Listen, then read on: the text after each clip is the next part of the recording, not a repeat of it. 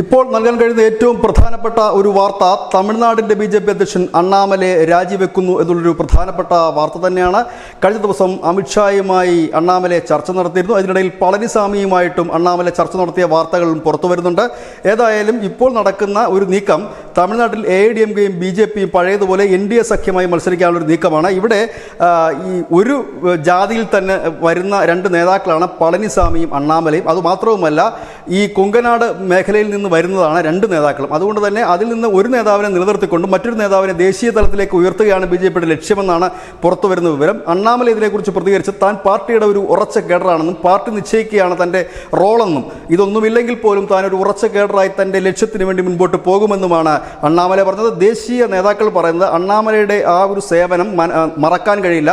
പാർട്ടിക്ക് തമിഴ്നാട്ടിൽ വലിയ മുന്നേറ്റം ഉണ്ടാക്കി കൊടുക്കാൻ കഴിഞ്ഞത് അണ്ണാമലയുടെ നേതൃത്വം തന്നെയായിരുന്നു. പക്ഷേ ഇപ്പോൾ അങ്ങനെയല്ല. രണ്ടു കൂട്ടർ കൂടി ഒന്നിച്ച് നിന്നു കഴിഞ്ഞാൽ മാത്രമേ ഭരണത്തിലെത്താൻ കഴിയുള്ളൂ. ഈ ഒരു സാഹചര്യമുണ്ട്.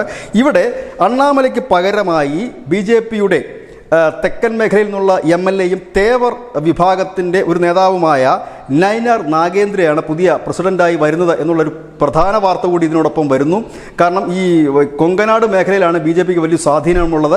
അതിനപ്പുറത്തേക്ക് ബി.ജെ.പിക്ക് ഒരു വളർച്ച കാണാൻ കഴിഞ്ഞില്ല. അപ്പോൾ തെക്കൻ മേഖലയിൽ തേവർ വിഭാഗത്തിലൊക്കെ വലിയ സ്വാധീനമുള്ള തെക്കൻ മേഖലയിൽ ചുവടുറപ്പിക്കുക എന്ന ലക്ഷ്യവുമായിട്ടാണ് ബി.ജെ.പി ഇപ്പോൾ നൈനാർ നാഗേന്ദ്രൻ MLA കൂടിയാണ് അദ്ദേഹത്തെ പുതിയ പ്രസിഡന്റ് ആയി ചുമതല ഏറ്റെടുക്കുന്നു. അണ്ണാമലയുടെ പേര് വിവിധ മാധ്യമങ്ങൾ പല പോസ്റ്റുകളിലേക്കും പറഞ്ഞു കേൾക്കുന്നു. ദേശീയ അധ്യക്ഷനായിട്ട് വരെ അണ്ണാമലയുടെ പേര് ഉയർന്നു കേൾക്കുന്നുണ്ട്. ഏതായാലും അണ്ണാമലയ്ക്ക് കേന്ദ്രമന്ത്രി സ്ഥാനമാണോ അതോ മുൻപ് അദ്ദേഹത്തിന് കേന്ദ്രമന്ത്രി സ്ഥാനം നൽകുമെന്ന് പറഞ്ഞിരുന്നെങ്കിലും അത് അദ്ദേഹം തന്നെ നിരസിക്കുകയായിരുന്നു. അങ്ങനെ ഒരു ഓഫർ അദ്ദേഹം സ്വീകരിച്ചിരുന്നില്ല. പക്ഷേ ഇനി അങ്ങനെ ഒരു ഇതിലേക്കാണോ നീങ്ങുന്നത്, അതോ ഇനി ദേശീയ അധ്യക്ഷ പദവിയിലേക്കാണോ, അതോ സംസ്ഥാന രാഷ്ട്രീയത്തിൽ തന്നെ AIADMKയുടെയും ബി.ജെ.പിയുടെയും ഒരു കോർഡിനേഷൻ കമ്മിറ്റിയുടെ ചെയർമാനായിട്ടാണോ അണ്ണാമല ഇനി പുതിയ റോൾ വഹിക്കുക എന്ന് കാത്തിരുന്ന് കാണേണ്ടി വരും. ഏതായാലും തമിഴ്നാടിനെ സംബന്ധിച്ച് ബി.ജെ.പി കരുത്തുറ്റാക്കി വളർത്തിയെടുക്കുന്നതിൽ അണ്ണാമല വഹിച്ച പങ്ക് വളരെ ശക്തമായിരുന്നു എന്ന് ദേശീയ നേതൃത്വം തന്നെ പരസ്യമായി ഇപ്പോൾ പറഞ്ഞിരിക്കുന്നു.